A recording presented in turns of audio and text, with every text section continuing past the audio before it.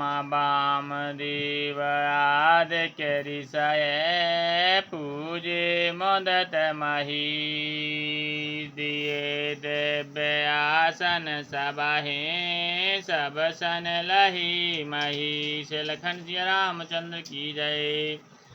राजा ने वामदेव आदि ऋषियों की प्रसन्न मन से पूजा की, सभी को दिव्य आसन दिए और सबसे आशीर्वाद प्राप्त किया।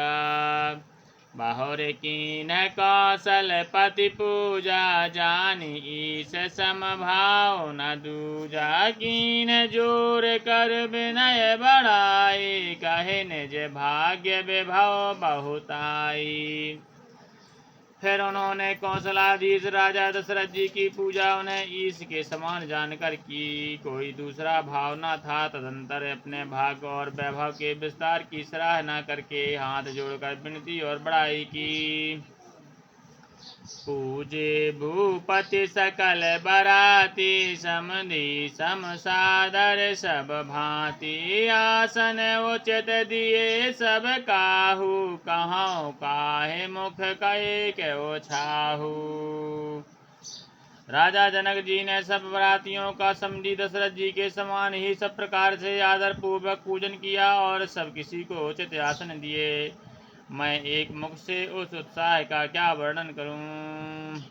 सकल बरात जनक सन मानी दान मान बिनती बरबानी। विधि हरि हरुदिस पति दिन राऊ जी जानहि रघुबीर प्रभाऊ।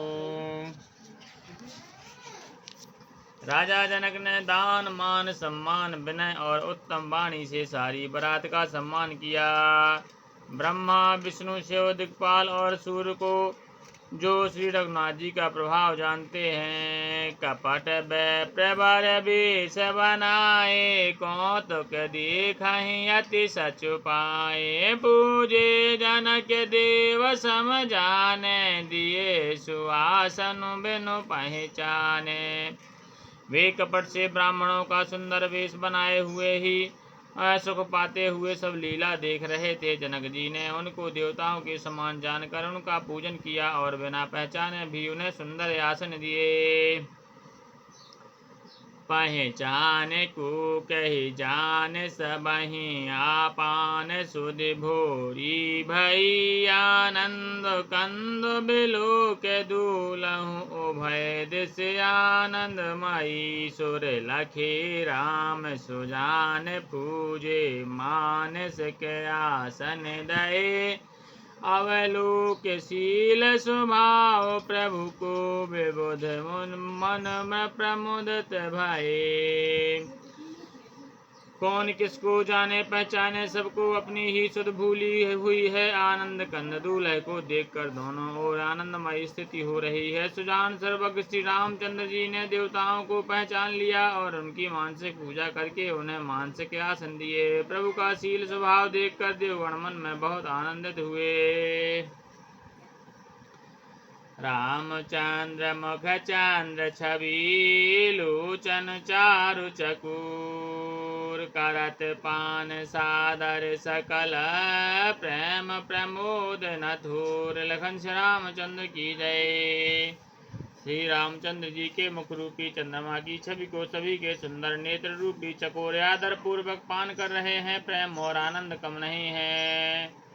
समो बिलो के वशिष्ठ बुलाए सादर सतानंद सुन आए। वेग कुंवर सब आन हो जाई चले मुदत मुनि आयसु पाई। समय देखकर वशिष्ठ जी ने सतानंद जी को आदर पूर्वक बुलाया। वे सुनकर आदर के साथ आए। वशिष्ठ जी ने कहा, अब जाकर राजकुमारी को शीघ्र ले आइए। मुनि की आज्ञा पाकर वे प्रसन्न होकर चले। रानी सुनि उपरोहित बानी प्रमुदित सखे समेत सयानी। विप्रवधु कुल वृद्ध बुलाई करि कुल रीत सुमंगल गाई। बुद्धिमती रानी पुरोहित की वाणी सुनकर सखियों समेत बड़ी प्रसन्न हुई। ब्राह्मणों की स्त्रियों और कुल की बूढ़ी स्त्रियों को बुलाकर उन्होंने कुल रीत करके सुंदर मंगल गीत गाए। नारी बेस जे सुर बर बामा सकल शोभाए सुंदरी श्यामात नहीं देखे सुख पावहि नारी बिनु पहचान प्राण होते प्यारी। श्रेष्ठ देवांगनाएं जो सुंदर मनुष्य स्त्रियों के वेश में है सभी स्वभाव से ही सुंदर और श्यामा है। उन्होंने देखकर निवास की स्त्रियां सुख पाती हैं, उनको देखकर निवास की स्त्रियां सुख पाती हैं और बिना पहचान के ही वे सबको प्राणों के समान प्यारी हो रही हैं। बार बार सन्मान ही रानी उमा रमा शारद समझानी सिय सवारी समाज बनाई मुदत मांडप चली लवाई। उन्हें पार्वती लक्ष्मी और सरस्वती के समान जानकर रानी बार बार उनका सम्मान करती हैं। सीता जी का श्रृंगार करके मंडली बनाकर प्रसन्न होकर उन्हें मंडप में लवा चली।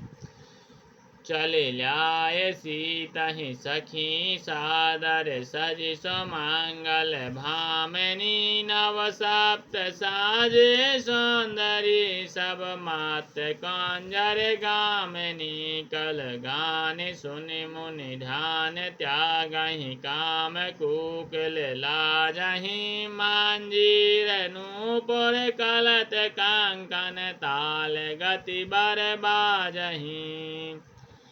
सुंदर मंगल का साज सजकर स्त्रियां और सखियां आदर्श है सीता जी को लवा चली। सभी सुंदरियां 16 श्रृंगार किए हुए मतवाले हाथियों की चाल से चलने वाली हैं। उनके मनोहर गान को सुनकर मुनि ध्यान छोड़ देते हैं और कामदेव की कोयलें भी लजा जाती हैं।